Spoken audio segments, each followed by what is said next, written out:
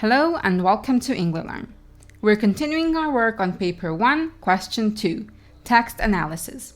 If you've missed our previous videos on this question, don't worry, you can find them all in a playlist on our channel, and to receive notifications about our new videos, make sure to subscribe and click the bell button.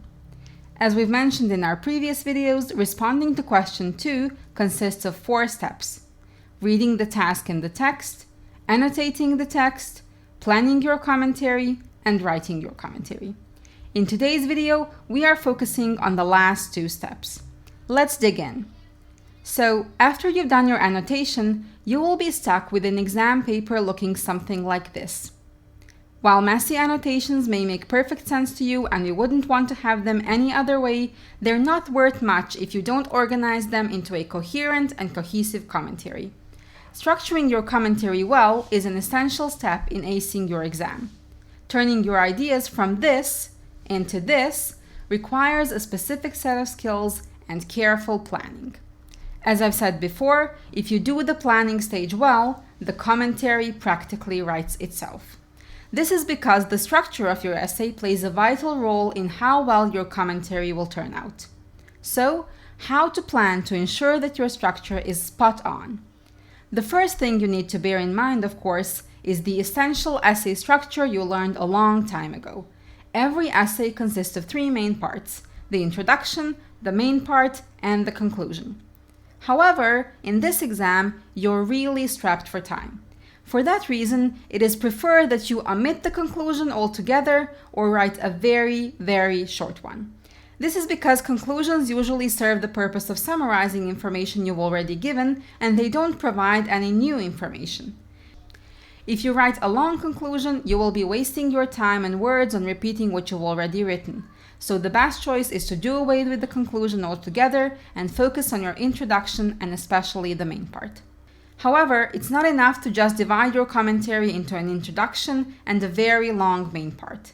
If you do that, you will end up with several pages of this. Can you notice what is wrong here? Even if you can't, an examiner definitely can, and I can tell you the impression this leaves is not good. Writing your commentary as one long connected chunk of text will not get you far in terms of your structure. And what's even worse, your lack of planning and organization skills will be obvious from the moment the examiner lays his eyes on your exam paper. If you want the first impression to be much better than that, you need to divide your essay into clearly sectioned paragraphs. This provides a very clear visual organization of the text, which is then further developed through the actual content of your paragraphs. So please, please, please make sure to have paragraphs in any text you write in your exam that is longer than, say, 100 words. Okay, so now you know you need to have paragraphs. But the thing about paragraphs is that they're like boxes or containers. It may seem to you that you can put whatever you want in these containers, and as long as they're visibly divided, everything will be fine, right? Well, wrong. Imagine you're moving out of your parents' house to go off to college. Which makes more sense to you? Taking all your stuff, your clothes and your books and your accessories, and randomly putting them into various boxes without really paying attention to what is in each box. Or carefully selecting and labeling boxes for each different item. So you have a box of clothes, a box of books, and a box of accessories. Of course, you would choose the second option. Imagine how much easier unpacking will be. Well, the same applies to paragraphs. Choosing what you put into them makes it easier for you to organize your thoughts and easier for the examiner to understand your opinions. So, just as you wouldn't put a variety of different items into one box, you shouldn't put a variety of different, unrelated ideas into a paragraph. That leads us to our golden rule of paragraphs, which says, one paragraph is one idea. This is an oversimplification and I'll explain why later, but for now it's an excellent brain tattoo that will help you structure your paragraphs correctly. One paragraph equals one idea. So now that we know that, this is approximately what your commentary will look like. You will have an introduction and a series of 5 or 6 paragraphs in the main part. You can have more, of course, but make sure to watch the time. What you write is more important than how much you write, and being selective about what information is the most important is a vital skill. So let's look at the introduction now. Here are some tips on what to include and what to avoid in your introduction. I will provide a more in-depth look into the introduction in our next video. First of all, you need to avoid stating the obvious. Don't repeat information given to you in the task. You will be wasting your time. Instead, and this goes for the entire essay, make sure you add value, add new information with every sentence you write. Try to be as precise and as specific as possible. As I've mentioned many times before, being specific is what makes your grade go up. Writing empty fluff that fulfills the word count requirements but doesn't add any value has the opposite effect and is sure to bring your mark down. Here is an example of a poorly written introduction to a commentary on the Frederick Douglass speech we've already analyzed. Stop the video and think about what is wrong with this paragraph. Try to rewrite it in your own words. Feel free to post your version in the comments below. You guessed it. The main problem with this introduction is that it doesn't provide virtually any new information. The student merely restated what was already mentioned in the task. Examiners know who Frederick Douglass was and when he gave his speech, and they definitely know that you're supposed to discuss form and language and structure too. You've just wasted some 50 words and 3 minutes of your precious time, and you will get no marks whatsoever. On the other hand, let's look at this introduction. We notice a few things here. The student immediately got to the point. He used the introduction to identify audience, purpose, and tone, which will form the basis of his further analysis in the rest of the commentary. In addition to that, every new sentence adds important and precise new information that helps the examiner see the student is not just summarizing the speech, but analyzing its key elements from the very outset. We'll do further analysis of this essay in our next video. Now, let's move on to the main part. Here are some important tips for the content of your main part. First, make sure you don't analyze the passage line by line or paragraph by paragraph. Avoid listing language features in the exact order in which they appear in the passage, without referencing other parts of the text.